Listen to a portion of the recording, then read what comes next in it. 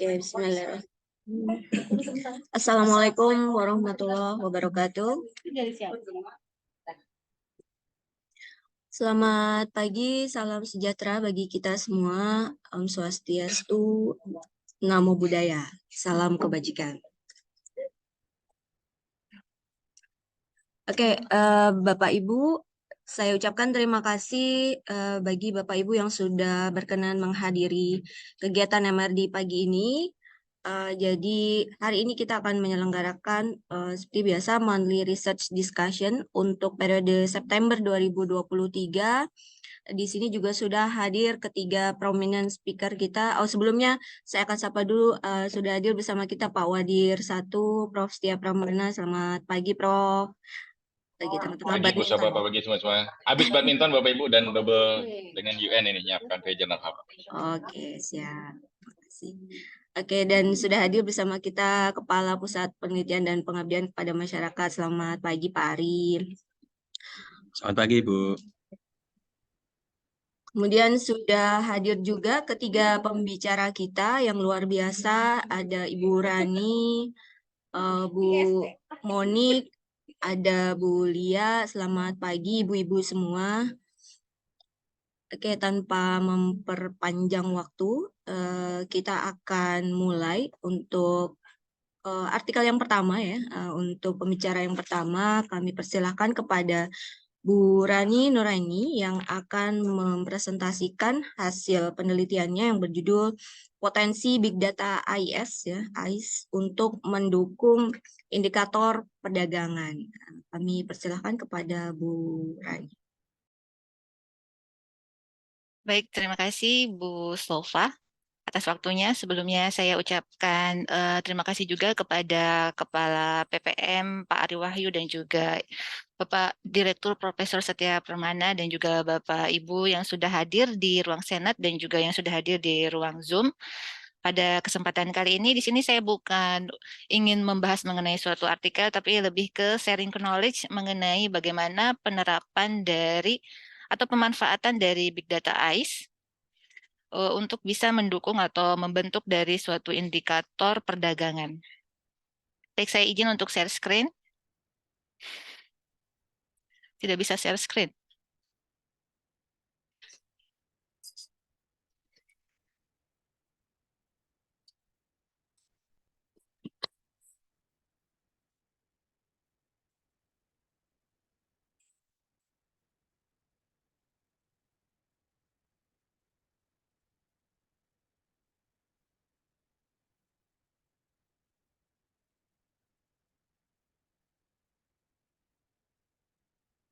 Ya, baik, sudah terlihat ya mengenai slide-nya itu temanya adalah implementasi dari Big Data AIS yang merupakan proyek dari sebenarnya pemberian dari Direktorat Distribusi dari Ibu Efliza kepada kami. Kami mengerjakannya saya dan juga mahasiswa saya Jimmy Nicholson untuk bagaimana memanfaatkan Big Data AIS ini untuk bisa mendukung indikator perdagangan.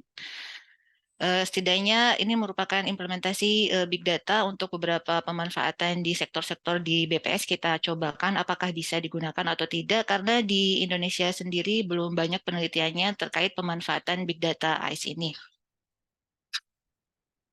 Baik, sebelumnya mungkin kita berkenalan terlebih dahulu tentang AIS itu sendiri apa. Jadi AIS itu adalah Automatic Identification System. Jadi AIS itu sebenarnya merupakan sistem komunikasi maritim internasional yang dipancarkan setiap kapal dan digunakan untuk melacak pergerakan kapal. Jadi AIS itu dikembangkan oleh International Maritime Organization atau IMO. Sebenarnya awalnya tujuannya adalah untuk membantu kapal menghindari tabrakan dan juga membantu otoritas pelabuhan mengontrol lalu lintas laut secara efisien. Jadi AIS ini wajib dipasang untuk seluruh kapal pelayaran internasional yang memiliki berat 300 gross tonnage atau lebih dan semua kapal penumpang internasional. Jadi AIS yang terpasang pada kapal itu akan mentransmisikan sinyal radio setiap detik sehingga menghasilkan informasi yang kontinu dan real time dan tentunya ini menjadi suatu potensi karena data yang dihasilkan itu per milidetik. Kemudian data AIS ini sebenarnya terdiri dari 3 jenis. Jadi dia meliputi data statis dan juga data dinamis, dan juga yang ketiga ada data yang berhubungan dengan kegiatan pelayarannya itu sendiri. Jadi data statis itu adalah data yang menempel di identitas kapal tersebut yang tidak mungkin diubah kecuali memang ada niat untuk merubahnya, misalkan adalah ID dari kapalnya, kemudian nama kapalnya, kemudian jenis kapalnya, ciri fisik kapal seperti dimensi kapal, panjang dan berat kapal, kemudian informasi terkait pelayaran, tujuan, dan juga estimasi waktu sampai tujuan. Kemudian kalau data dinamisnya terdiri dari data dari sensor kapal dan dapat berubah secara otomatis. Contohnya adalah waktu pemancaran sinyal, koordinat posisi kapal, status navigasi, derajat belok kapal, dan kecepatan kapal. Nah, jadi data AIS tersebut karena dipancarkan oleh kapal setiap detik dan secara periodik dan diterima melalui stasiun pangkalan AIS yang terletak di tepi pantai, kemudian nanti diolah datanya menjadi ready dan juga lebih clean, kemudian user bisa langsung menggunakan data tersebut. Nah, berikut adalah gambaran dari tangkapan layar lalu lintas kapal berdasarkan data AIS. Jadi kita bisa melihat bagaimana posisi-posisi dari kapal itu dan juga pergerakannya yang terekam oleh transmisi dari radio atau sinyal AIS tadi itu. Nah, kemudian beberapa penelitian di luar negeri sebenarnya sudah memanfaatkan mengenai data AIS ini untuk membangun atau mengembangkan data indikator perdagangan. Ada juga di bidang maritim ataupun di bidang lingkungan dan lain sebagainya. Namun di Indonesia itu sendiri, itu belum banyak melakukan pemanfaatan dari big data AIS ini. Padahal kalau kita lihat dari sisi perdagangan, di Indonesia sendiri sebagai negara kepulauan, untuk perdagangan yang melalui laut itu adalah terbesar dibandingkan dengan yang melalui akses udara ataupun darat. Jadi kalau kita lihat dari total 162 juta tons kegiatan perdagangan yang di Indonesia itu 161 jutanya itu adalah melalui kegiatannya itu melalui laut. Itu sesuai dengan potensi dari wilayah kepulauannya Indonesia. Dan hasil dari penelitian dari luar negeri itu, penggunaan data AIS itu memiliki kualitas yang sama baiknya dengan statistik resmi yang dihasilkan oleh ofisial tentunya. Nah, jadi tujuan dari sharing hari ini adalah saya akan menyampaikan bagaimana memanfaatkan data AIS ini untuk menyediakan indikator-indikator yang terkait dengan kegiatan perdagangan luar negeri seperti ekspor dan impor.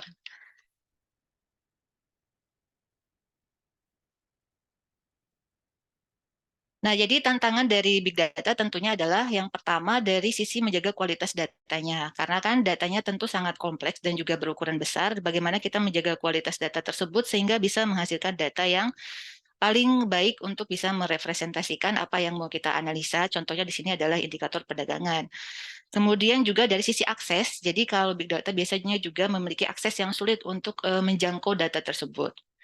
Dan berikutnya lagi adalah tentang teknik atau keterampilan dalam mengolah big data itu sendiri. Itu juga adalah tantangan dari penggunaan big data, khususnya di sini adalah big data AIS. Jadi kita akan mencoba untuk melakukan tahapan-tahapan yang kira-kira bisa menghasilkan indikator yang benar-benar baik gitu ya, untuk bisa menggambarkan indikator perdagangan ini.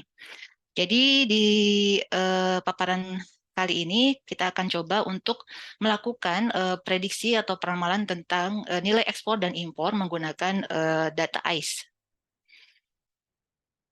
Nah, ini adalah tahapan bagaimana dari transmisi AIS itu bisa sampai ke user. Jadi ketika dari AIS mengirimkan pesan ataupun sinyal kepada satelit, kemudian satelit itu mengirimkan kepada stasiun penerima data sinyalnya tersebut, kemudian nanti langsung diolah oleh para ada sistem pengolah datanya untuk menghasilkan data yang siap atau ready untuk digunakan oleh pengguna data. Ini adalah tahapan-tahapannya di mana AIS itu bisa bekerja untuk menerima sinyal dari setiap kapal itu adalah per 26,6 milliseconds. Jadi dia memungkinkan untuk menerima sinyal dari banyak kapal dan dalam waktu bersamaan ya.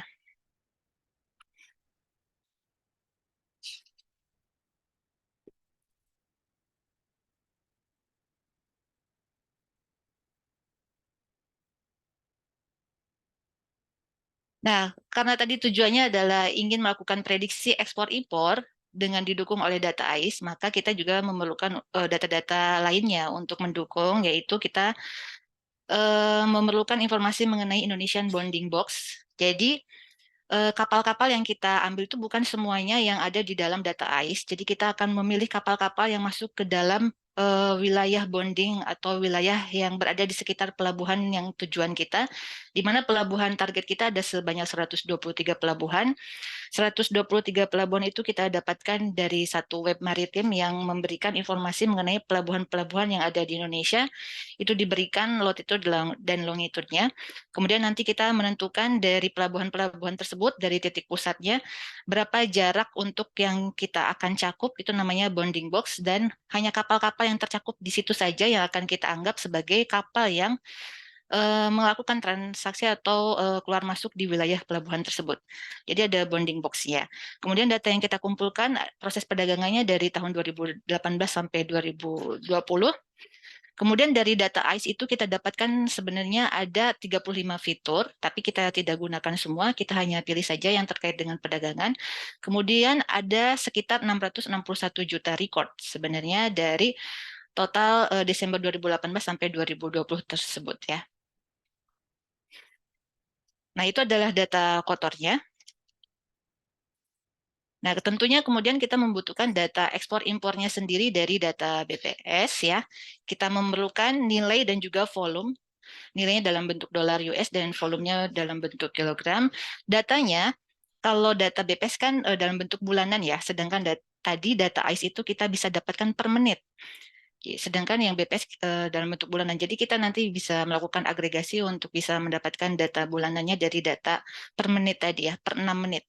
Jadi kalau data statis itu per detik, per 3 sampai 6 detik, ya kalau nggak salah, kalau misalkan yang dinamis itu per 6 menit datanya terkumpul.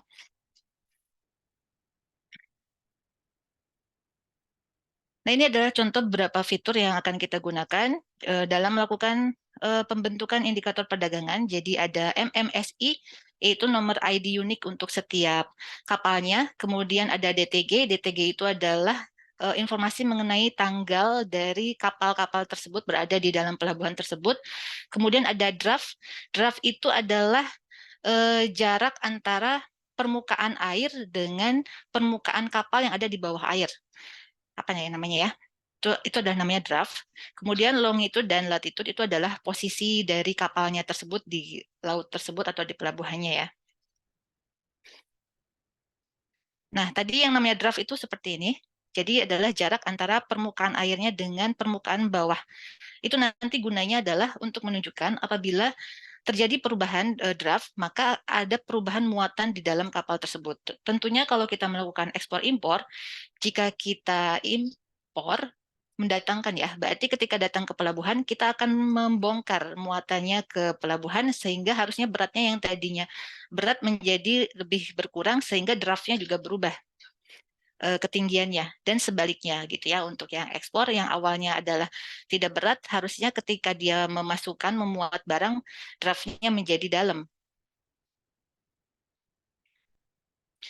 Nah, tadi kan ada sekitar 600 juta record ya. Jadi kita juga harus memilih memfilter kapal-kapal itu untuk yang eligible sesuai dengan yang kita targetkan tadi ya. Kapal yang seperti apa? Pertama adalah kita harus memilih kapal berdasarkan ID-nya. ID-nya itu yang valid adalah 9 digit. Jadi kalau ada ID kapal yang kurang atau lebih dari 9 digit, maka kita keluarkan kapal tersebut. Kemudian juga moving vessel-nya juga, pergerakan dari kapalnya. Jadi kapal yang kita targetkan adalah kapal yang berada di pelabuhan tersebut kurang dari 3 hari. Dan dia harus yang bergerak dari luar pelabuhan menuju ke pelabuhan tersebut ataupun sebaliknya. Jadi tidak boleh juga dia ada di dalam pelabuhan tersebut lebih dari 3 hari. Kita memilih kapal yang seperti itu. Kemudian navigasi status. Jadi yang kapal yang kita pilih itu adalah kapal yang tertambat atau sedang berlabuh. Jadi bukan yang sedang bergerak-bergerak. Itu adalah kapal yang kita pilih. Kemudian non-zero draft, artinya kita memilih kapal yang tadi jarak antar permukaan air dengan permukaan kapal yang paling bawahnya itu tidak nol. harus ada beratnya. Kalau 0 kan berarti dia tidak seolah-olah dia tidak ada muatannya atau bisa jadi ada missing sebenarnya, non-identified. Kalau misalkan dia 0. Kemudian relevant vessel type, jadi untuk perdagangan ini ada beberapa kapal saja yang kan sebenarnya jenis kapal itu banyak sekali ya. Ada kapal yang untuk kargo, tanker, ada untuk memancing, ada untuk ada fishing, sailing, kemudian banyak ya status dari kategori kapalnya itu relevant vessel type. Nah, yang untuk terkait dengan perdagangan itu adalah hanya tanker dan juga kargo. Jadi kita memilih kapal yang tanker dan kargo. Kemudian filter keenam adalah vessel inside the port. Jadi kapalnya harus di dalam pelabuhan, tidak boleh di luar pelabuhan. Makanya tadi ada bounding box-nya. Itu adalah filternya.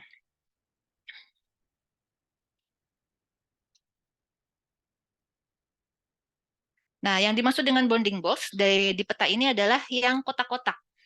Jadi itu ada pelabuhan-pelabuhannya. Nah, kita akan mencakup kapal-kapal yang di sekitaran koordinatnya itu sekitar 11 km yang kita ambil cakupannya dari titik tengah dari setiap pelabuhannya tersebut. Jadi tadi kita ada 123 pelabuhan. Nah, kapal-kapal yang berada di sekitar 123 pelabuhan itulah yang kita cakup kapalnya. Nah, kemudian tadi dari fitur-fitur yang dimiliki oleh data ICE itu kemudian kita membentuk indikatornya. Kira-kira apa saja yang bisa kita bentuk dari fiturnya? Yang pertama adalah lamanya dia berada di dalam pelabuhan, ya. Lamanya kapal tersebut berada di dalam pelabuhan, kemudian jumlah kapal yang unik yang berada di pelabuhan tersebut. Semakin banyak kapal kan seharusnya kegiatan perdagangan semakin tinggi juga ya. Semakin lama juga dia berada di pelabuhan seolah-olah akan ada banyak muatan yang dia bongkar muat di situ. Kemudian number of vessel visit juga berapa kali jumlah kunjungan kapal tersebut yang unik tadi ke dalam pelabuhan tersebut semakin sering kan berarti juga dia akan semakin banyak menaikkan atau memuat bongkar muat barang di situ ya. Kemudian juga perubahan dari tinggi draft tadi, perubahan dari tinggi antara permukaan dan juga permukaan kapalnya juga itu dijadikan sebagai indikator untuk menunjukkan kegiatan perdagangan. Nah, untuk melakukan forecastingnya kita boleh menggunakan metode apa saja, boleh menggunakan statistik konvensional maupun menggunakan teknik machine learning ataupun deep learning, boleh. Dalam hal ini kita gunakan dua, yaitu statistik konvensional dan juga machine learning, ARIMA dan ANN. Nah, yang kita lakukan setelah hasil filtering, jadi tadi ada 6 kali filtering, jadi berkurang berurut, awalnya adalah 661 juta record, kita dapatkan setelah filter yang pertama 655 juta record, sampai akhirnya kita cuma mendapatkan 73 record. Dari 661 juta record itu yang eligible, yang sudah clean dan sesuai dengan yang mau kita analisis itu, unit analisisnya ada sebesar 73 juta. Sekitar 600 juta juga ya yang sudah hilang dari record awalnya.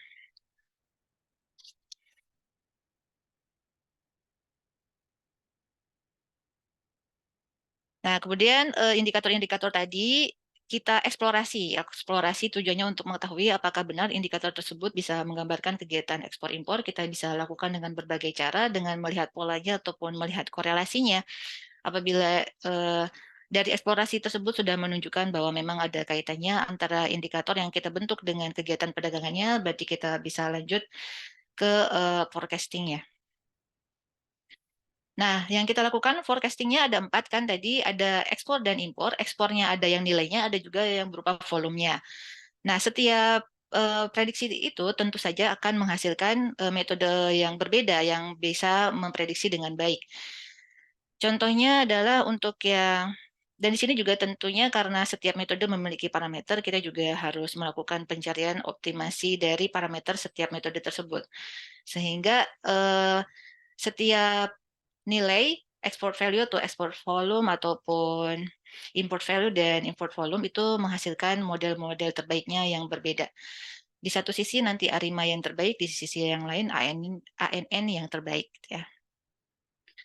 Nah, kemudian karena kita melakukan prediksi, tentunya kita harus membagi datanya untuk memvalidasi hasil dari pemodelannya tadi. Mungkin bisa kita lihat hasilnya seperti yang tampil ya. Walaupun mungkin hasilnya belum memuaskan, tapi ini bisa menjadi peluang untuk penelitian berikutnya untuk bisa lebih mengkaji lagi, untuk bisa mendapatkan hasil yang lebih baik lagi dalam memprediksi indikator perdagangan ini. Baik, mungkin itu saja sih dari saya untuk sharing knowledge-nya. Closing-nya adalah bahwa semua data itu sama ya, merupakan oil, jadi kita bisa mencari insight dari setiap data yang kita miliki yang bisa mendukung eh, apa ya indikator-indikator yang dibutuhkan oleh pemerintahan ataupun pihak lainnya. Namun banyak tantangan yang kita hadapi ketika kita menghadapi berbagai data yang baru ataupun big data. Namun itu menjadi suatu tantangan yang bisa membuat kita menjadi lebih mencari atau lebih belajar lagi ya tentang itu. Mungkin itu saja dari saya, Bu Sopat. Terima kasih. Wassalamualaikum warahmatullahi wabarakatuh. Baik, terima kasih Bu Rani, paparan yang luar biasa, insight-nya juga banyak sekali yang bisa kita ambil dari hasil riset Bu Rani dan teman-teman ya, dan juga dari pihak BPS. Mungkin dari Bapak Ibu sudah banyak ya pertanyaan yang ingin disampaikan atau didiskusikan. Apa kita berikan kesempatan dulu kepada Bu Rani untuk kita lakukan tanya jawab terlebih dahulu atau kita lanjut ke pemaparan berikutnya? Waktunya mau ini lanjut aja. Oke. Kalau begitu kita simpan dulu pertanyaan yang mungkin sudah masuk ya. Nah, jadi Bapak Ibu nanti saya berikan kesempatan untuk memberikan pertanyaan ataupun komentar di sesi diskusi dan tanya jawab setelah pemateri berikutnya. Oke, langsung saja untuk materi berikutnya saya akan panggilkan Ibu Anugrah Kartamonika dan Ibu Dr. Lia Huliatusoada. Ini kebetulan risetnya dilakukan bersama-sama terkait dengan topiknya Automatic Text Categorization ya, to Standard Classification of Indonesian Business Field atau KBRI 2020. Baik, langsung saja saya persilahkan kepada Bu Monik dan Bu Lia untuk menyampaikan hasil risetnya. Terima kasih.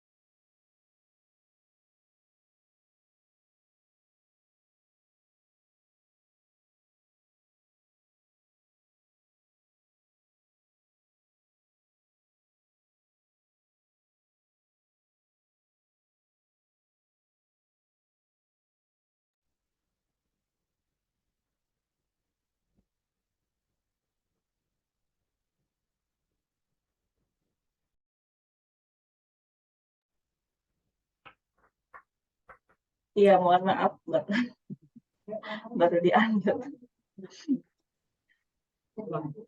Baik.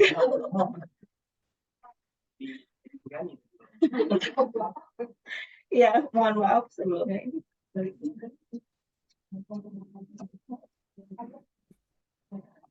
Ya, mohon maaf. Mungkin baru terdengar yang di Zoom. Jadi intinya ini adalah pekerjaan yang dilakukan oleh bagian dari tim UKSD yang diberi judul Automatic Text Categorization to Standard Classification of Indonesian Business Field atau KBLI 2020. Timnya itu terdiri dari Bu Lia, Pak Farid, saya, sama Bu Nuke. Idenya adalah kita tahu kalau klasifikasi itu memainkan peranan penting dalam pengolahan data. Jadi kalau kita salah memasukkan klasifikasi, maka nanti informasi yang dihasilkan dari pengolahan data tersebut bisa jadi salah arah gitu ya, atau memberikan informasi yang tidak tepat. Nah, KBLI yang digunakan itu 2020.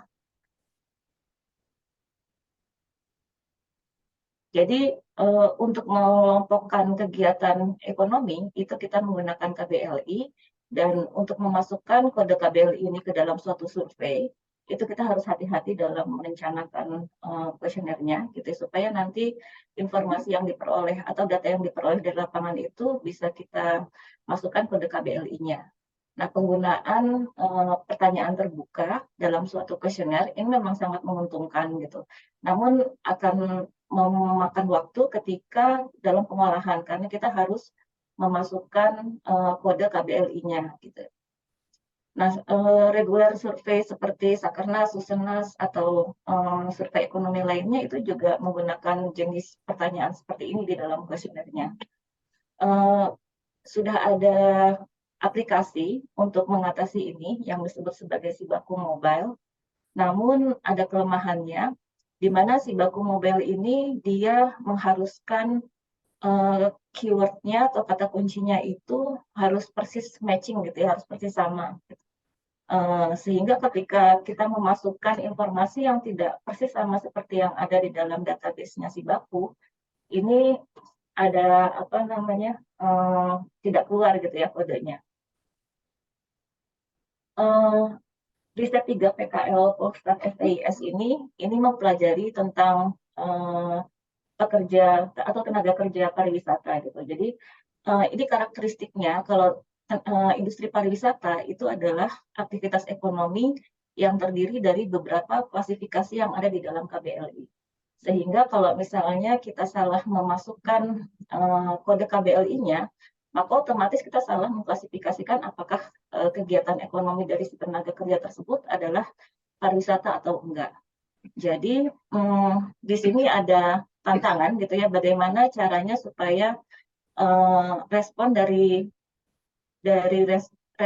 responden tersebut gitu ya bisa menjawab dia itu masuknya ke KBLI yang mana. Informasi dari responden ini bisa membuat klasifikasi KBLI ini lebih tepat untuk pengkodeannya. Jadi tujuan dari risetnya itu sendiri adalah untuk membangun model teks klasifikasi dengan menggunakan machine learning dan transfer learning dengan pendekatan machine learning dan transfer learning untuk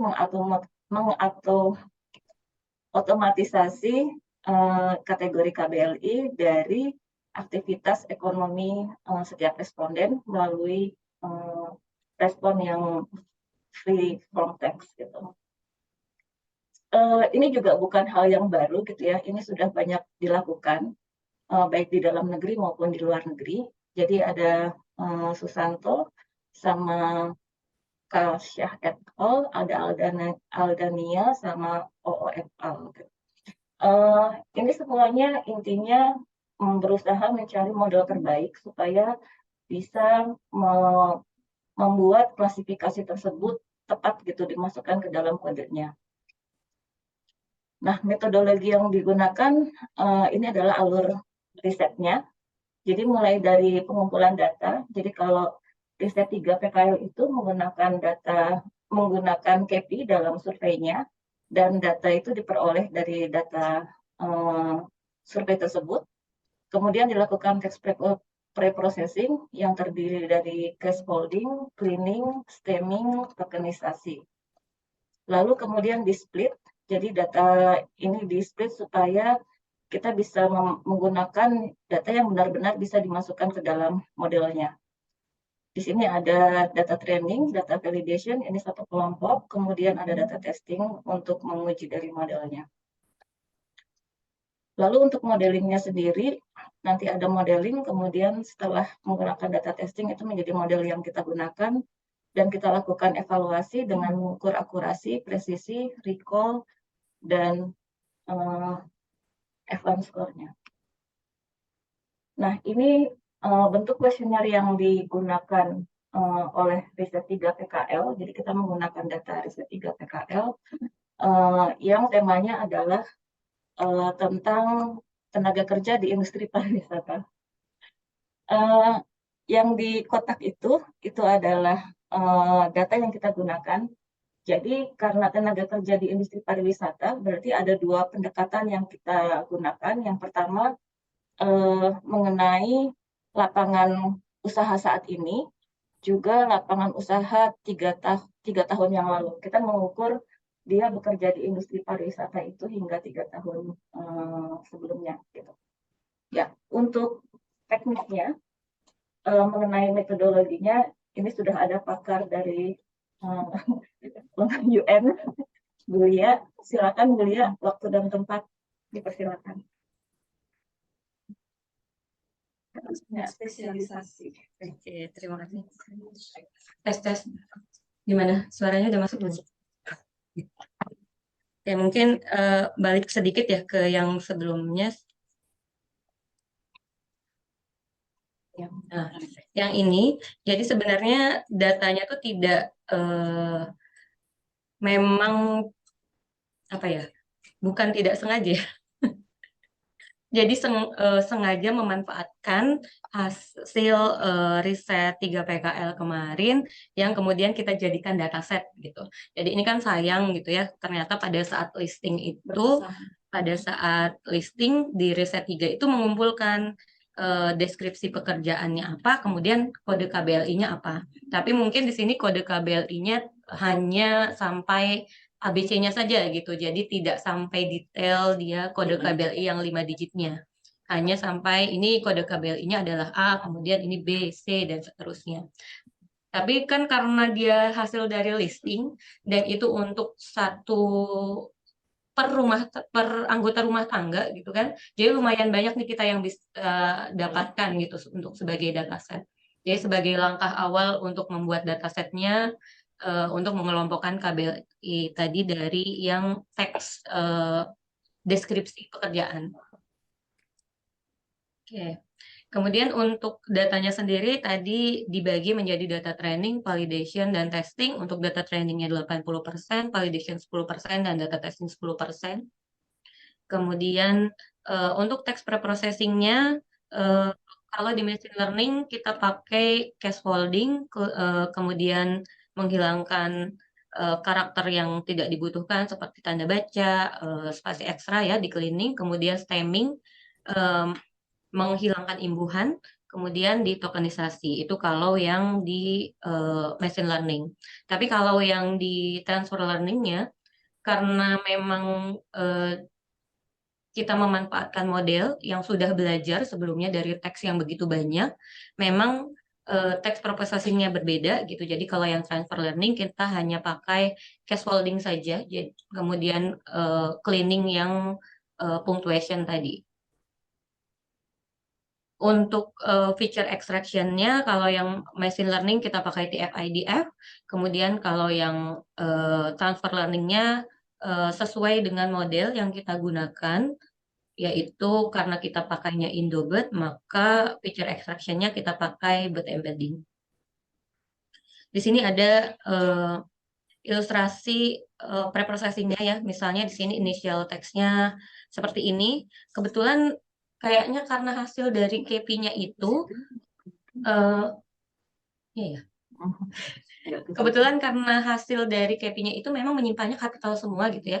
Sebenarnya tidak di scaffolding ke lowercase juga tidak apa-apa, tapi ini untuk menyamakan saja dia di scaffolding. Kemudian di cleaning kalau ada karakter-karakter yang tidak dibutuhkan, lalu di tokenizing, dipecah ya menjadi term di sini kata-kata, lalu di stemming dihilangkan imbuhannya. Untuk modelnya yang digunakan dalam klasifikasi teksnya, untuk machine learning-nya kita pakai di sini random forest dengan SVM. Kemudian untuk transfer learning-nya kami memakai Indobird ya. Indobird itu adalah versi bahasa Indonesianya dari Bird. Mungkin nanti akan ada penjelasannya setelah ini. Jadi kalau yang random forest mungkin Bapak Ibu juga sudah banyak menggunakan ya, salah satu teknik ensemble. Jadi dari dataset kemudian kita buat decision tree-nya ya. Lalu dari banyak decision tree itu kita ambil final result-nya berdasarkan misalnya bisa pakai majority voting atau average. Kemudian untuk yang SVM di sini kira-kira gambarannya seperti ini ya.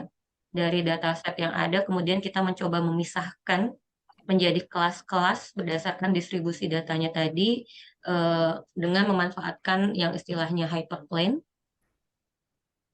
Kemudian mungkin ini yang sedikit agak baru dan memang baru beberapa tahun ini banyak digunakan, yaitu bidirectional encoder representation from transformer ya, transformer model.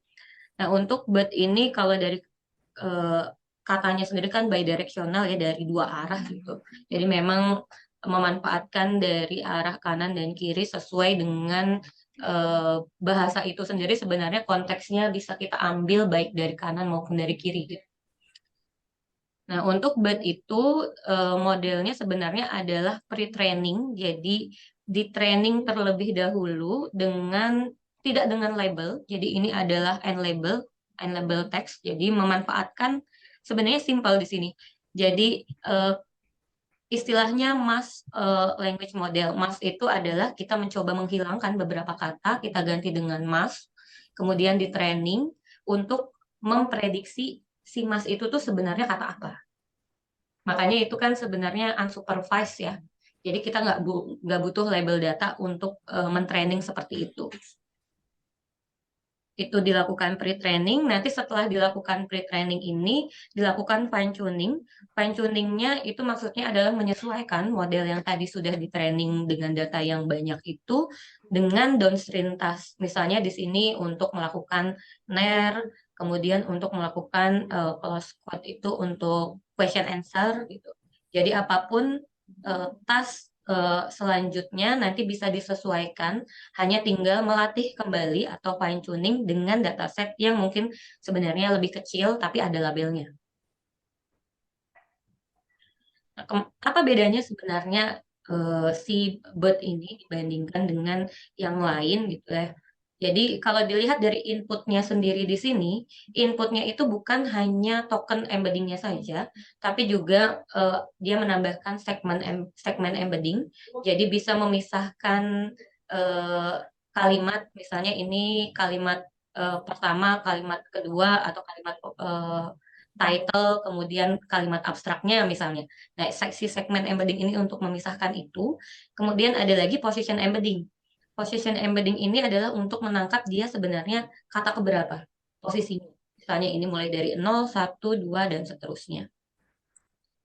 Jadi kelebihannya memang inputnya dia bukan hanya token embedding saja ya, berdasarkan katanya gitu ya, tapi juga menambahkan segmen dengan positionnya. Baru kemudian ini di concatenate atau digabung sebagai input.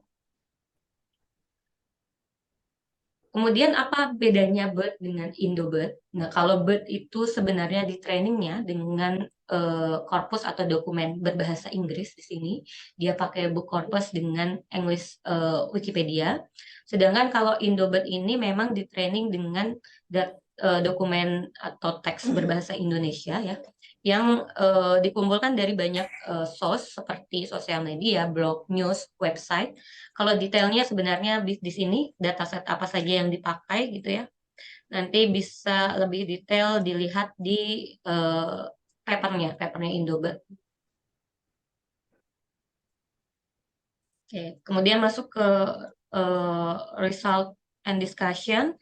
Jadi kalau dari data yang kita kumpulkan dari hasil listing riset 3 itu berdasarkan pasangan deskripsi pekerjaan dengan itunya ya, apa namanya, kode KBLI-nya itu totalnya nggak ada. Pokoknya ini di total semuanya. Untuk KBLI kode A itu ada 8.000, B itu 62 pasang, C itu 1.200, dan seterusnya. Jadi sebenarnya lumayan banyak juga gitu yang bisa kita kumpulkan.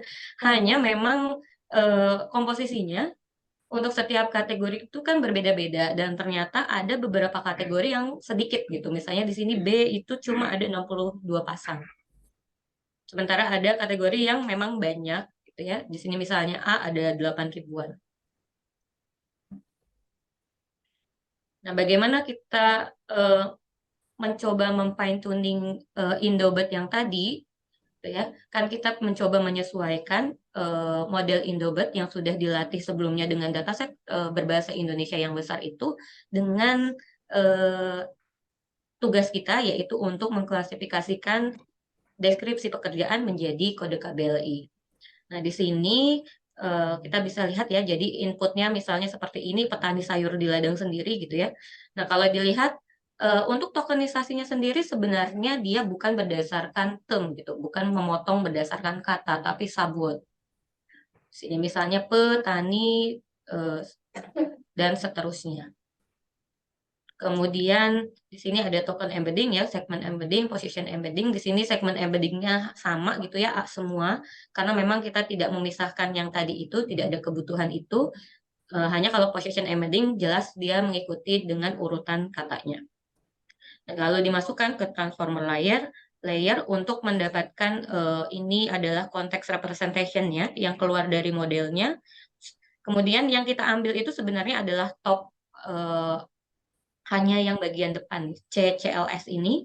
Untuk nilai inilah yang dimasukkan ke classification layer untuk mengklasifikasikan dia itu sebenarnya ke kategori KBLI yang mana, A, B, C, dan seterusnya sampai RSTU. Nah, berikut hasilnya ya, kita mencoba membandingkan di sini misalnya kalau machine learning itu yang random forest dan SPM hasilnya seperti ini. Kalau secara akurasi sih sebenarnya sudah di atas 0,8 semua ya. Hanya memang kalau dilihat dari precision recall-nya ini masih lumayan kecil karena tadi dari dataset yang kita gunakan juga sebenarnya kan tidak balance ya. Ada kode KBLI yang memang sedikit di data training gitu, sehingga mempengaruhi akurasi atau precision recall dari modelnya. Kemudian jika dibandingkan ternyata dengan yang transfer learning itu lumayan naik, namun dengan perbedaan yang tipis gitu ya. Kalau berdasarkan analisis sementara ini, sebenarnya alasan utamanya adalah selain yang imbalance data tadi itu, sebenarnya karena deskripsi pekerjaan sendiri itu terdiri dari kata-kata yang pendek. Dan memang dia biasanya tidak ada konteks gitu ya. Bukan satu kalimat yang memang kita ada SPOK-nya. Sementara kalau BERT itu kan memang sudah dilatih untuk memahami konteks. Dan jadi memang kalau inputnya adalah short text, mungkin di sini tidak terlalu banyak memberikan improvement jadinya. Ini beberapa hasil output yang dari modelnya. Kita coba ambil di sini random forest, karena random forest tadi ternyata dibanding SVM lebih baik ya. Mungkin kita lihat yang contoh ketiga. Ternyata untuk misalnya kita masukkan pengiriman sayur keluar kota, itu kalau random forest dia mengklasifikasikannya sebagai kode KBLI A, sedangkan kalau yang Indobot berhasil untuk mengklasifikasikannya ke kode KBLI H. Kalau yang aktual labelnya adalah H di sini ya. Jadi kesimpulannya Untuk function Indobot tadi yang sudah dilatih di bahasa Indonesia, korpus bahasa Indonesia yang lebih besar, ternyata bisa lebih baik hasilnya dari yang machine learning model, tapi dengan slight difference ya, dengan perbedaan yang tipis, gitu ya. Hal ini mengindikasikan bahwa function model tadi itu mungkin masih belum dapat mengeksploitasi atau memanfaatkan kemampuan konteks understanding-nya karena dari inputnya sendiri hanya berupa short text gitu ya. Nah, untuk further research mungkin perlu dilakukan penelitian lebih lanjut untuk text classification model yang memang robust dan efektif terutama untuk short text. Oke. Demikian mungkin yang bisa kami sampaikan mengenai hasil riset kami. Untuk selanjutnya kami kembalikan ke Ibu Moderator, Ibu Sofa. Terima kasih. Baik, terima kasih Bu Lia. Eh, kita sudah dengarkan bersama-sama paparan yang luar biasa baik dari ketiga presenter ya Bapak Ibu. Dari tadi yang pertama sudah ada Bu Rani dengan implementasi Big Data ICE-nya untuk supporting indikator perdagangan, dan juga Bu Lia klasifikasi otomatis aktivitas ekonomi ke dalam KBLI 2020. Baik, kita masuk ke sesi diskusi dan tanya jawab. Kami persilakan bagi Bapak Ibu yang memiliki pertanyaan atau mungkin komentar ya. Karena ini kedua riset ini sebetulnya sudah submitted ya, sudah publish ya. Bu Rani juga ya. Jadi silakan bagi Bapak Ibu mungkin yang ingin berkomentar ataupun memberikan saran gitu ya, atau perbaikan seperti apa gitu untuk perkembangan riset berikutnya. Saya persilakan baik yang di Zoom maupun yang ada di ruang senat. Silakan. Bu Sopa, saya mau confirm ya. Silakan Pak Timbang. Ya, terima kasih. Terima kasih para pemapar ya, Bu Rani sama Bu Lia CS ya. Tadi ada Bu Nuke gitu, ada Pak Parit, ada Bu siapa Monik ya. Yang tadi baru disampaikan itu sudah publish ya. Selamat lah. Oke, kaitan kepada yang dituliskan, khususnya yang pertama Bu Rani gitu. Bu Rani, konsepnya tadi adalah big data ya. Saya nggak tahu nih di benak saya itu agak sedikit berbeda ya. Jadi di konsep big data yang dikumpulkan Bu Rani itu adalah konsep pengumpulan dari sinyal kapal yang lewat, yang ibaratnya kalau pesawat itu kayak aviation-nya itu yang menangkap gitu ya. Jadi kalau di sana ada mungkin kantor atau tempat untuk menangkap sinyal-sinyal daripada kapal lewat yang diatur oleh otoritas gitu. Itu otomatis kan semua yang lewat itu dokumennya sudah ada, sudah lengkap, dan fitur-fitur yang akan dikumpulkan datanya juga sudah jelas gitu.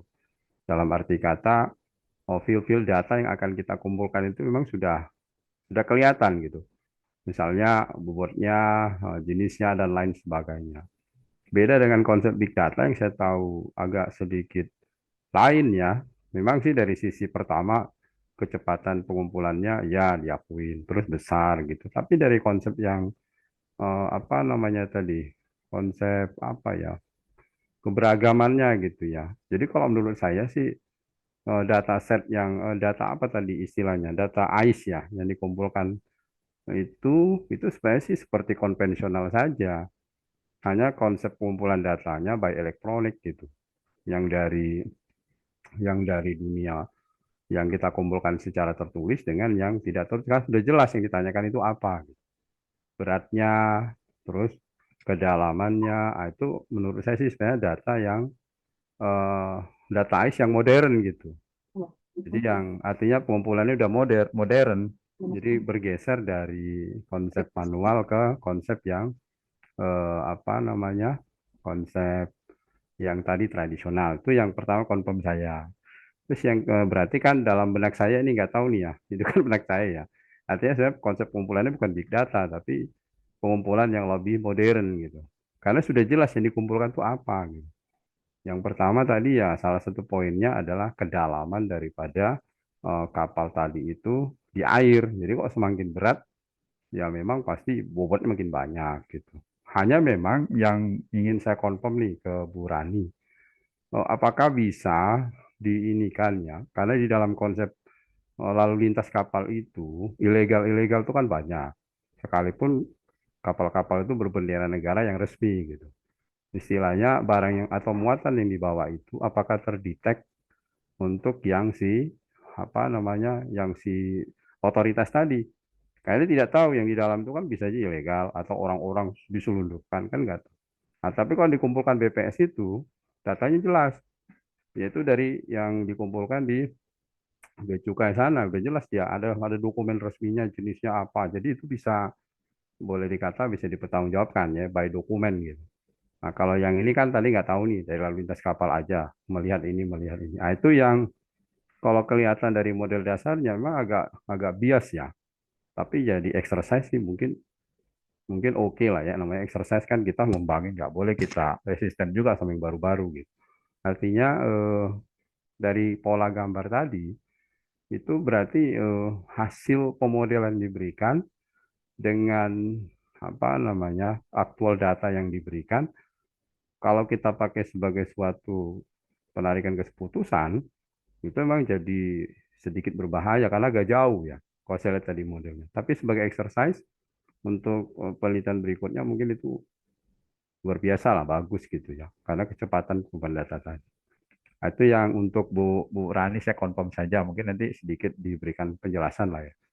Nah, untuk yang kedua dari Bu Lia dan teman-temannya yang menerapkan konsep pengkodean atau membuat dari data teks menjadi numerik, kira-kira gitulah ya kalau saya tangkap ya.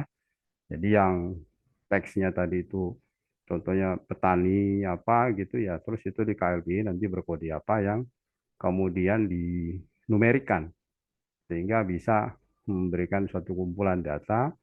Oh, yang KLB ini ada berapa gitu. Nah, kalau kalau yang pemodelan seperti itu untuk ukuran yang sangat besar, kalau kita bandingkan dengan manual pengolahan biasa di Excel dengan kode-kode yang dikenal, langsung kita record seperti kita filter gitu ya. Nah, itu kira-kira lebih mendekati mana kayak? Nah, kalau dari sisi akurasinya, memang sih dari sisi kecepatannya saya nggak tahu ya. Proses pengolahan dilakukan menggunakan SPM, pembandingan tadi yang lain-lain itu menggunakan Bird gitu ya. Apakah itu lebih efisien dari sisi time-nya dan juga akurasinya lebih ini dibandingkan kalau hanya sekedar kita merecord doang. Kan merecord itu berarti membaca teks, langsung kita record petani ini kodenya sekian, petani kodenya sekian yang biasa dilakukan oleh BPS gitu. Jadi kalau untuk pengolahan yang dilakukan dengan teknik dari timnya Bu Monik dan kawan-kawan, Bulia dan kawan-kawan, itu dari sisi time-nya apakah memang lebih lebih ringkas atau lebih pendek gitu. Karena saya sih gitu kan parsimoni, sesuatu yang kita munculkan sangat simpel, tapi menghasilkan akurasi serta informasi yang lebih tepat. Mungkin itu terima kasih Bu Wahyuni Sofa. Terima kasih, selamat pagi. Baik, Pak Timbang, terima kasih banyak atas pertanyaannya dan juga konfirmasinya ya Pak ya. Sudah ada tiga pertanyaan, berapa pertanyaan tadi untuk ketiga pemateri. Saya persilakan kepada Bu Rani untuk menanggapi terlebih dahulu. Mungkin silakan Bu Rani. Baik, terima kasih, Bu Nova. Terima kasih Pak Timbang atas pertanyaannya nih. Saya kalau udah ditanya Pak Timbang, saya deg-degan nih Pak ya. Jadi kalau ini saya mencoba menjawab sesuai dengan yang saya ketahui saja. Jadi mengenai konsep big data itu memang ada banyak beberapa pandangan gitu ya mengenai konsep dari big data. Kalau tadi Bapak menganggap bahwa data big data ICE ini merupakan data yang sebenarnya dikumpulkan secara modern saja gitu ya. Nah, tapi saya tidak akan menyangkal ataupun apa itu ya. Tapi yang pasti big data yang saya maksud di sini itu yang memenuhi 3 ciri big data, misalkan dari sisi dia volumenya, varietasnya, kecepatannya, dan lain sebagainya. Ukurannya juga sangat besar sehingga kompleks dan juga sulit untuk dilakukan pengolahan. Karena kalau saya lihat definisi dari big data dari beberapa sumber internet gitu ya, karena saya juga berusaha mencari sebenarnya big data itu apa. Juga big data bisa dibagi menjadi dua tipe, yaitu tipe data terstruktur dan juga tidak terstruktur gitu ya. Tapi yang menjadi ciri dari big data itu sendiri adalah kesulitannya dalam pengolahannya karena ukurannya yang sangat besar. Karena tadi yang ditangkap oleh alat transmisinya itu kan per detik ya, dan kita dapatkan saja recordnya untuk sekitar data kapal aja udah sampai 600 juta, itu kan udah termasuk ukuran data yang besar, dan kecepatannya dalam terkumpul datanya juga per milidetik gitu ya. Jadi itu menurut saya sih udah termasuk ke dalam golongan big data. Karena kan sekarang data itu tidak hanya dilakukan secara konvensional dengan survei ataupun sensus, sekarang sudah banyak yang secara otomatis sensor ataupun dari satelit dan lain sebagainya, baik berupa image ataupun teks ataupun video. Jadi menurut saya istilah-istilah seperti pengumpulan konvensional, pengumpulan modern itu juga bisa saja sih ditempelkan kepada jenis-jenis data yang tadi Bapak sampaikan tadi ya, pengumpulan data modern untuk big data ini karena dikumpulkan oleh transmisi ataupun radio. Dan sebenarnya prinsip kerjanya itu adalah kapal mengirimkan pesan sih, berupa mengirimkan pesan. Jadi tidak seperti satelit. Kalau satelit di atas itu menangkap citra gitu ya, menangkap gambarnya kayak misalkan memotret, tapi kalau di sini kapal yang mengirimkan pesannya terhadap satelit tersebut setiap per milidetiknya, itu untuk tipe data tertentu tadi yang statis. Kalau dinamis tadi per 6 menit. Jadi kayak mengirimkan pesan. Nah, sebenarnya data itu ketika diterima oleh satelit kemudian dikirim ke stasiun, itu sebenarnya datanya belum terstruktur, tapi kemudian ada sistem pengolahannya sehingga kita si pengguna itu langsung mendapatkan datanya berupa data terstruktur. Jadi sebenarnya kita tidak tahu juga bentuk dari data mentahnya itu seperti apa gitu. Yang kita tahu itu sudah dalam bentuk tabulasi atau kolom dan baris ya. Nah, itu untuk konfirmasinya mengenai konsep big data-nya. Kalau tadi saya menggunakan istilah big data ICE ya, Pak Timbang ya. Iya, ya. Kemudian mengenai exercise, betul sekali Pak. Jadi memang mengenai, karena ini adalah awalan dari penggunaan big data ICE, kita perlu banyak exercise gitu mengenai indikator atau fitur-fitur yang dicakup oleh big data ICE ini, sehingga bisa menjadi relevan dengan konsep perdagangan yang kita pakai, karena tadi mengenai identifikasi ilegal dan legal itu belum sampai kita identifikasi. Bahkan pengennya kan sampai ke jenis komoditi kalau bisa ya, cuman kan yang kita dapatkan adalah informasi luaran dari kapal itu sendiri. Untuk saat ini belum memungkinkan sampai kita mendapatkan informasi mengenai legal atau ilegalnya, atau yang lebih khusus dari itu. Tapi setidaknya dari hasil awalan ini kita bisa mengetahui bahwa ternyata dari fitur-fiturnya data ICE itu beberapa variabel sejalan dengan kondisi perdagangan ekspor-impor yang di Indonesia. Artinya di luar dari ilegal dan legalnya, fitur-fitur itu bisa menjelaskan pola atau tren dari ekspor-impor dari Indonesia itu sendiri. Kurang lebih seperti itu dulu untuk pertama. Mungkin next untuk kajian berikutnya kita juga akan lebih memperdalam pemanfaatan data ICE ini untuk indikator perdagangan. Begitu ya mungkin ya Pak Timbang ya. Ya, makasih Bu Rani. Sama-sama Pak. Baik, terima kasih Bu Rani dan Pak Timbang. Selanjutnya saya persilakan kepada Bu Lia dan tim untuk memberi tanggapan.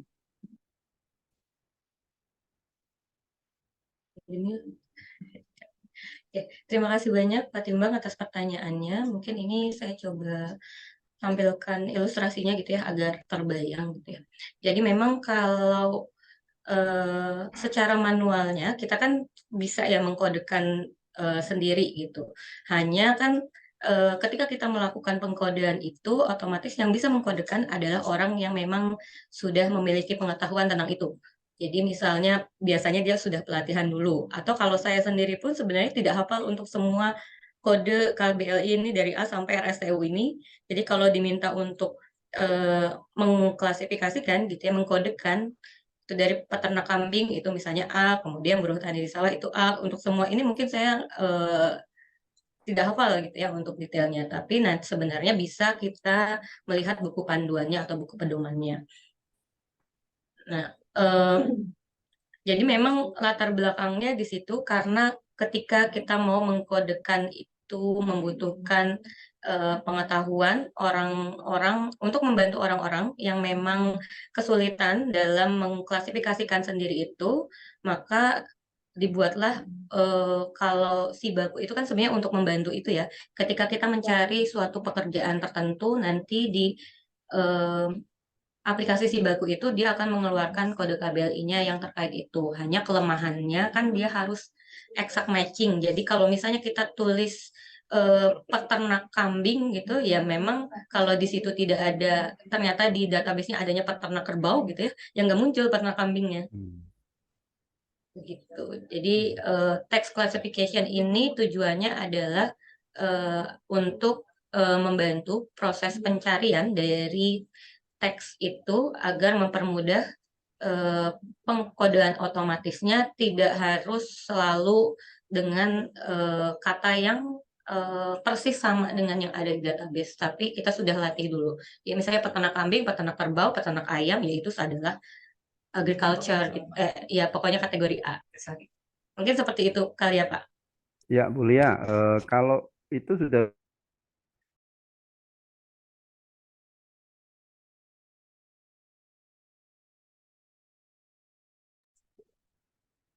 Pak Timbang, disconnect ya? Sepertinya tadi ada yang mau disampaikan. Oke, baik Pak Timbang sudah tidak ada lagi di Zoom. Kita mungkin lanjut ke penanya berikutnya dulu. Barangkali nanti bisa disampaikan lagi. Pak Timbangnya nggak ada.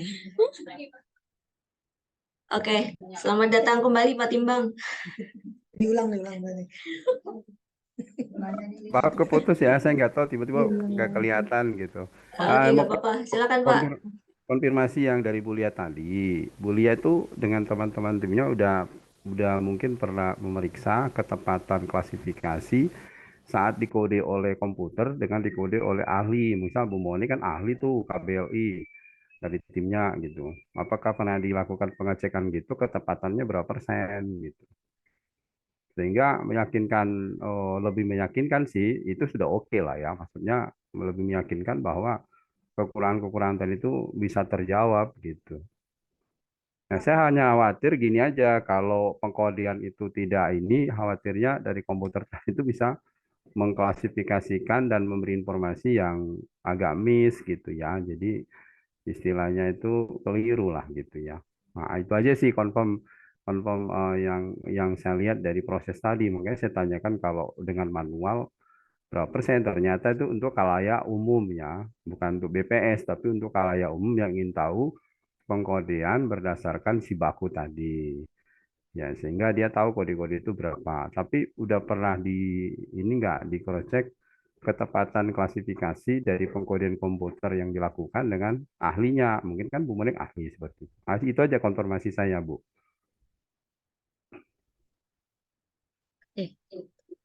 Ya. Baik, terima kasih Pak Timbang. Jadi memang kami belum sampai mengukur tadi akurasinya antara yang manusia dengan sistem gitu maksudnya ya? Iya, gitu. Ya. Terima kasih Pak Timbang. Jadi memang sebenarnya kalau mau keseluruhan kan mungkin akan membutuhkan banyak waktu. Jadi mungkin nanti next-nya sebenarnya bisa sih kita coba pakai sampel gitu berapa banyak. Kemudian nanti coba kita hitung waktunya. Oke ya, makasih Bu Lia dan teman-teman. Baik, terima kasih Pak Timbang. Bapak Ibu yang lain mungkin ada yang mau dikonfirmasi juga. Silakan, kita masih punya waktu sekitar 20 menit lagi ya. Nggak sampai sih, 15 menit lagi. Oke, silakan Pak Ari. Pak Ari sudah bertanya di kolom chat. Sudah ada di kolom chat, pertanyaannya mau saya bacakan atau disampaikan sendiri Pak? Sampaikan sendiri aja Pak. Nggak masuk nanti suaranya. Oh, join. Ya. Saya dulu boleh, Bu Sofa? Oke. Bu Siti belum unmute. Saya boleh. Sebentar, mau Pak Ari dulu yang dijawab atau Pak Ari dulu soalnya yang nulis di kolom chat. Oke, Bu Siti, silakan Bu. Ya, terima kasih Bu Sofa ya. Ya, ini penelitian Bu Lia dan Bu Monik ya.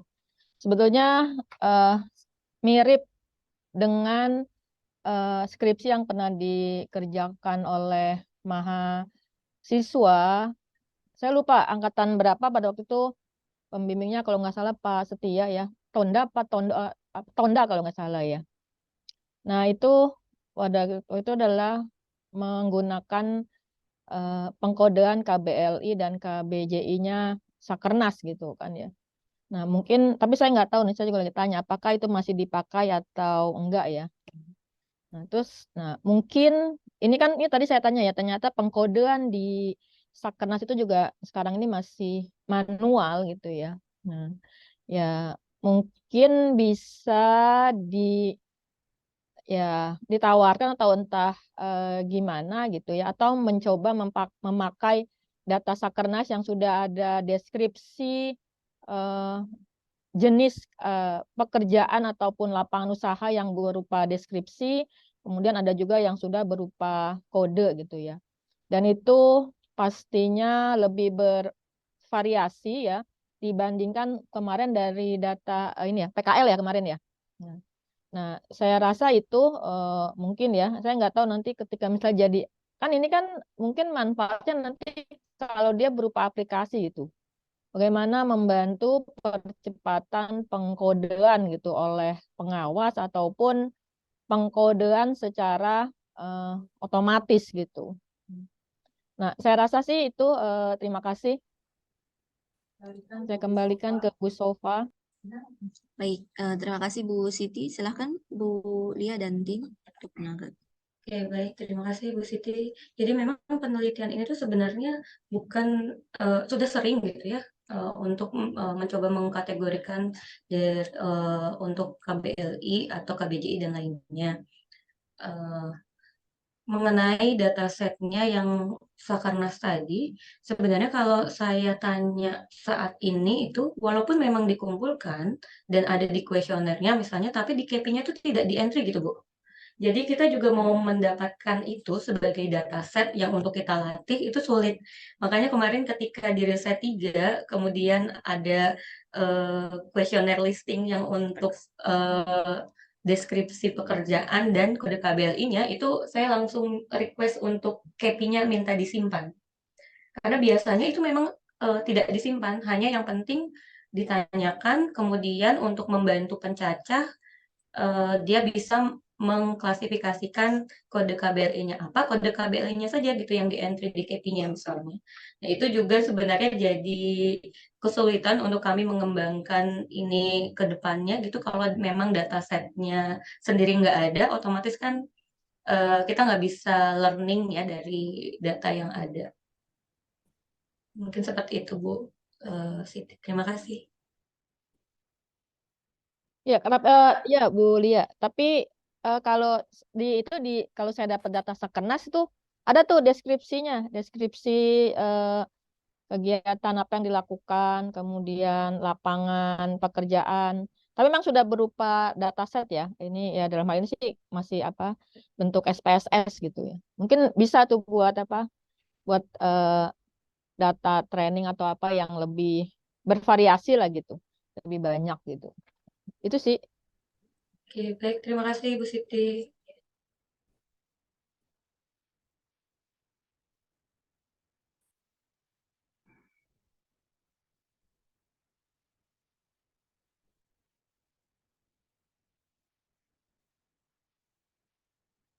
Bu Siti ada filenya. Berarti minta Bu Siti.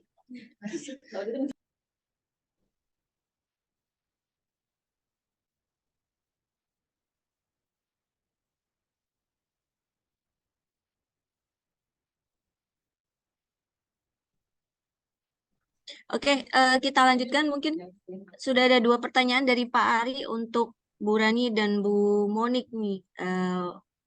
Yang pertama untuk Bu Rani terkait dengan data AIS ini sudah seberapa banyak cakupan wilayahnya di Indonesia dan juga seberapa sering update-nya, apakah bisa diakses oleh publik. Monggo Bu Rani ditanggapi terlebih dahulu.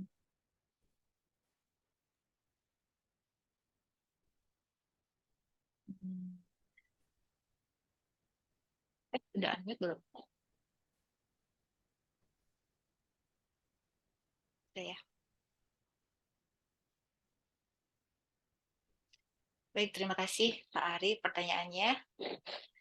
Jadi, cakupan data AIS itu adalah mencakup wilayah-wilayah yang terdaftar di situs web Maritime Safety Information atau MSI tadi yang sebanyak 123 pelabuhan. Jadi hanya mencakup itu saja. Nah, kemudian datanya apakah update? Tentu saja selalu update, tapi kita tidak bisa meminta sesuai dengan periode yang kita inginkan, tetapi kita hanya bisa menggunakan yang mereka saat itu sedang berikan. Jadi kalau mereka memberikannya dalam waktu rentang 3 tahun, ya 3 tahun itu aja yang kita bisa pakai.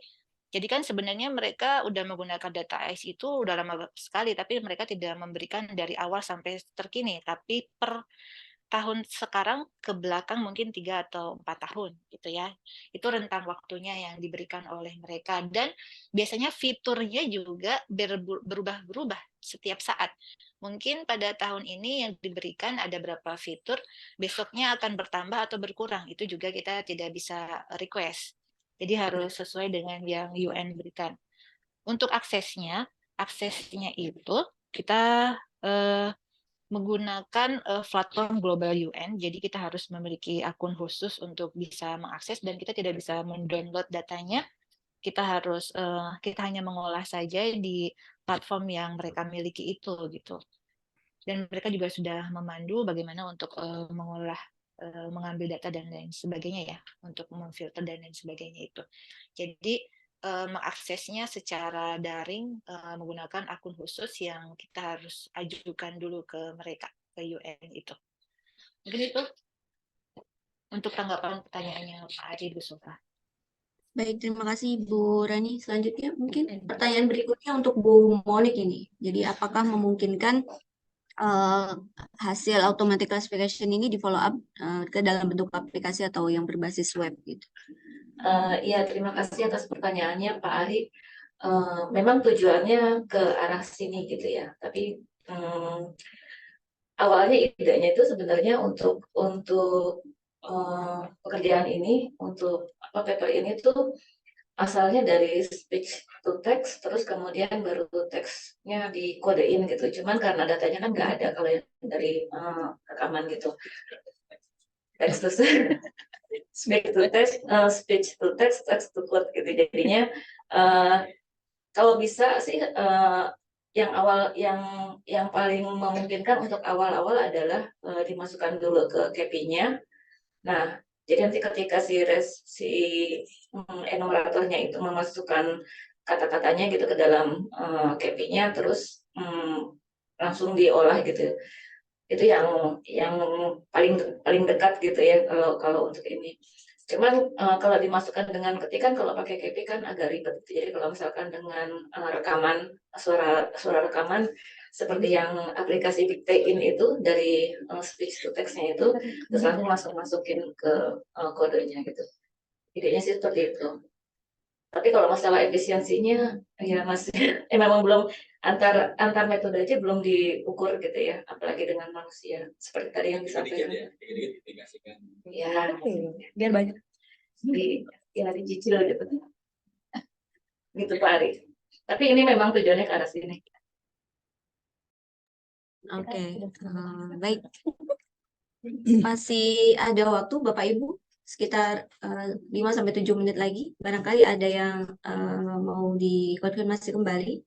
Pak Timbang mungkin masih ada lagi. Ada Pak Yaya, Bu Erna juga di sini. Bu Rita, Bu Cucu, silakan Bu. Ini di haluan kanan sebagai penanya. Saya persilakan. Komentator.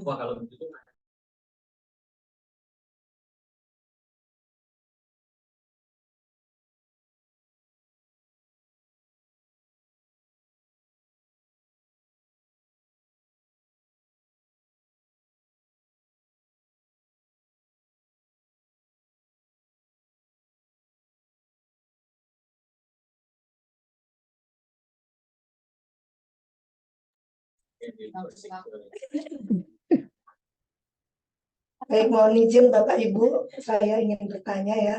Saya Ribu Soleh. Baik, untuk Ibu Rani ya, mungkin saya ini pertanyaannya receh ya. Kan ini kan kapalnya itu diidentifikasi di radius pelabuhan itu ya, untuk membedakan kapal itu ekspor mengimpor itu dari mana, gitu. Dari apa gitu ya. Terus kemudian jadi ini hanya bisa mendeteksi totalnya saja ya. Untuk komoditi kan belum bisa ya. Nah, kemudian apakah sudah pernah dibandingkan dengan data BPS? Gitu. Ya, kemudian berarti cuma ini ya untuk ekspor impornya ke luar negeri. Ya.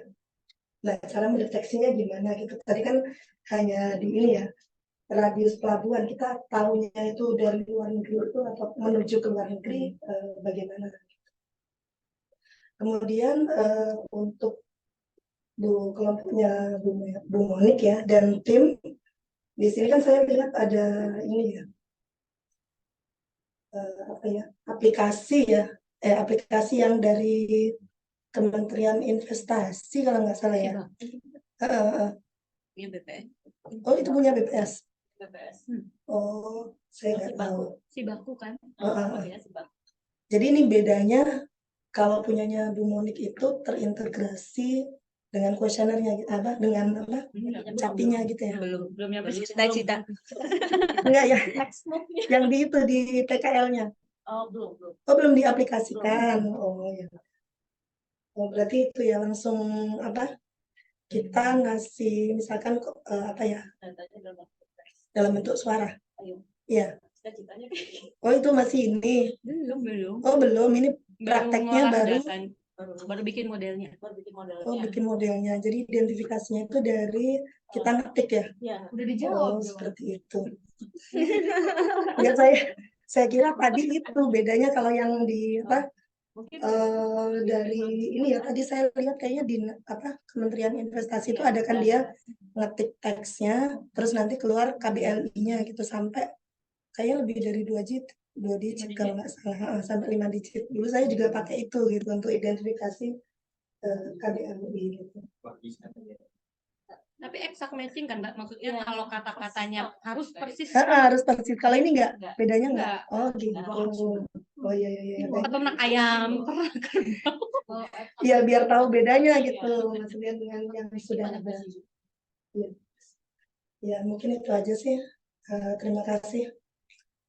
Mbak Rani, silakan saya. Buat Mbak Rani. Tapi suaranya Anda nggak masuk. Baik, terima kasih Bu Nurul untuk pertanyaannya ya. Pertanyaannya memang itu tantangan berikutnya sih ya, yang mengenai tadi kegiatan perdagangannya sudah dipastikan keluar negeri dan dari luar ke dalam juga gitu ya. Untuk mengidentifikasikan ekspor impornya itu yang paling utama itu adalah dari draftnya. Draft itu yang ketinggian jarak antara permukaan air dengan permukaan kapalnya. Jadi harusnya kalau dia impor ya, ketika dia masuk ke dalam pelabuhan dia harusnya dalam karena dia membawa barang. Nah, kemudian ketika dia membongkar barangnya, dia harus berubah kedalamannya menjadi lebih pendek kan. Nah, jadi dipastikan, makanya tadi ada fitur membentuk indikatornya itu adalah perubahan kedalamannya, perubahan kedalaman kapalnya itu. Jadi kalau awalnya berat menjadi ringan itu berarti impor, tapi kalau ekspor berarti kapal itu ketika masuk dia kosongan berarti draftnya dia pendek, ketika dimuat berarti menjadi semakin dalam. Gitu. Dari lebih ke ekspor keluar. Ya. Nah, itu tantangan berikutnya mengenai kita gimana identifikasi bahwa itu ekspor dalam negeri atau ekspor luar negeri. Yang pertama dulu sih karena kapal yang dipasang AIS itu adalah harus kapal internasional. Ya, yang pertama itu adalah kapal internasional, ya kita asumsikan dulu bahwa itu kegiatan perdagangannya adalah internasional juga, walaupun tidak menutup kemungkinan bisa antar pulau gitu ya, tapi itu tidak kita perhatikan dulu untuk saat itu, kalau nggak salah ya saat ini. Yang berikutnya sebenarnya ada informasi bendera sebenarnya ya, di kapal itu ada bendera harusnya. Bendera setiap negara pemilik kapal itu. Tapi itu juga belum kita manfaatkan karena kita juga harus mempelajari mengenai penggunaan bendera di kapal itu juga. Jadi masih banyak makanya hal yang perlu diekspor lagi mengenai pemilihan eligible kapalnya itu, dan untuk yang bisa benar-benar menselect mana yang benar-benar mewakili ekspor impor luar negeri saja atau ekspor impor secara umum. Gitu ya, Bu Nurul ya. Sudah menjawab dua-duanya ya kayaknya.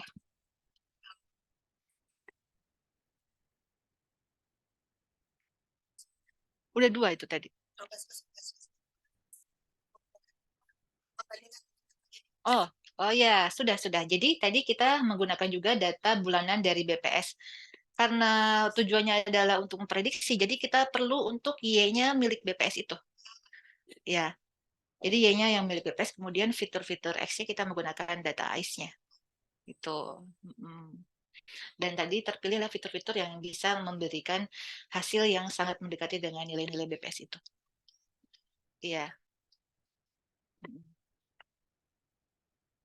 Ya. Cukup ya, Bu Nurul? Udah habis waktunya. Baik, terima kasih Bu Rani, Bu Nurul, Bu Monik dan tim yang sudah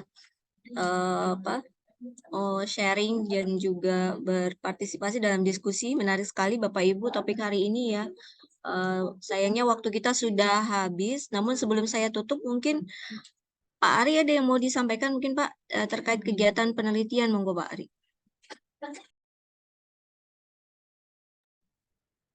Ya, terima kasih banyak Bu Sofa, Bapak Ibu sekalian.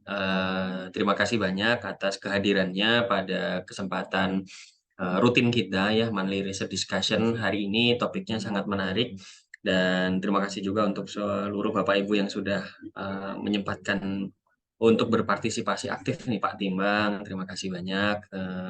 Tadi banyak bertanya, kami sangat mengapresiasi sekali. Mungkin saya sedikit ingin memberikan pengumuman nih Bapak Ibu sekalian, yang barangkali ini pengumuman yang salah satu yang mungkin ditunggu-tunggu ya, yaitu mengenai bahwa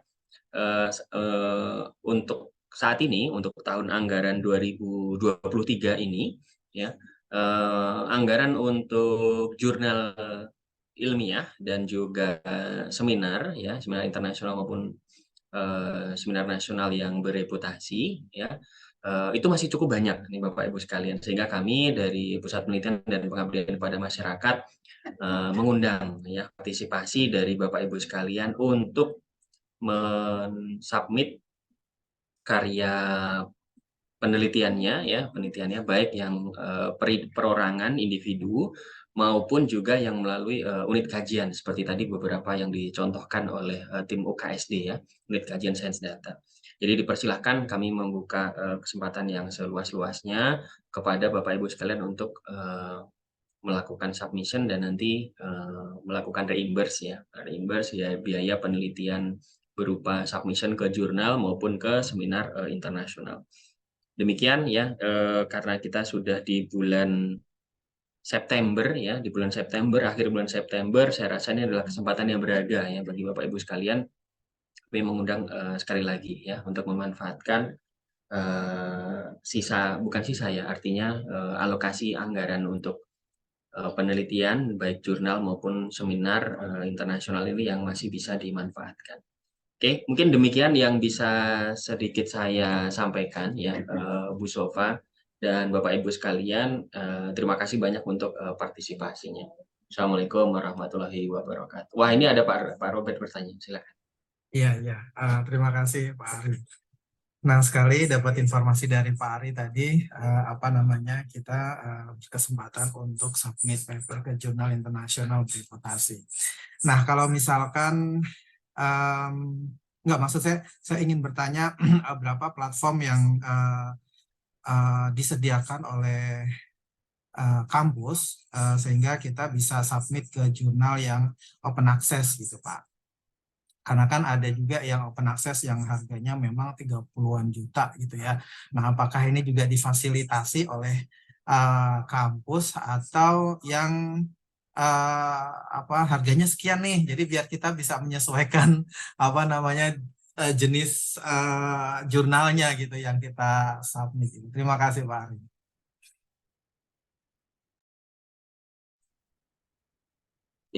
Terima kasih banyak Pak Robert, ini pertanyaannya ini memang menunjukkan produktivitasnya Pak Robert juga ya di dalam penelitian. Jadi begini Pak, kalau kita melihat dari sisi jurnal ilmiah bereputasi itu, terutama mungkin kalau yang dimaksud Pak Robert ya, karena biasanya Pak Robert terbitnya yang di jurnal-jurnal yang bereputasinya tinggi gitu ya. Jadi kalau kita lihat dari sisi open access, biayanya itu umumnya itu sangat mahal nih ya, mungkin di antara paling minimal gitu mungkin di atas 35 juta ke atas gitu ya. Nah, untuk di sisa anggaran kita untuk sampai saat ini sepertinya belum memungkinkan kalau misalnya di atas ya, itu gitu ya, di atas 35 jutaan itu dari yang bulan September ini mungkin belum bisa ya. Artinya kalau yang mungkin di Q1 maupun Q2 gitu ya, opsinya mungkin sampai saat ini masih di yang subscription ya, subscription artinya yang masih gratis. Tapi kalau untuk jurnal yang pembiayaannya masih di bawah-bawah itu, silakan diajukan Pak gitu. Jadi masih memungkinkan. Cuman kalau yang tadi yang kualitas Q1 gitu misalnya kayak di Springer, Elsevier dan IEEE gitu ya, yang memang rata-rata di atas 45 sampai 50 juta mungkin belum lah ya. Mohon doanya nanti mudah-mudahan ke depan kita bisa memfasilitasi hal tersebut. Mungkin demikian Pak Robert. Terima kasih banyak. Baik, terima kasih banyak Pak Ari atas closing statement juga pemberitahuannya ya, informasi untuk Bapak Ibu dosen semua. Dengan demikian saya bisa akhiri kegiatan MRD bulan ini. Terima kasih untuk Bapak Ibu yang sudah berpartisipasi. Saya ucapkan juga terima kasih kepada ibu-ibu narasumber. Materi hari ini luar biasa. Dengan demikian saya akhiri. Assalamualaikum warahmatullahi wabarakatuh. Salam warahmatullahi wabarakatuh. Terima kasih Bapak Ibu, sehat selalu.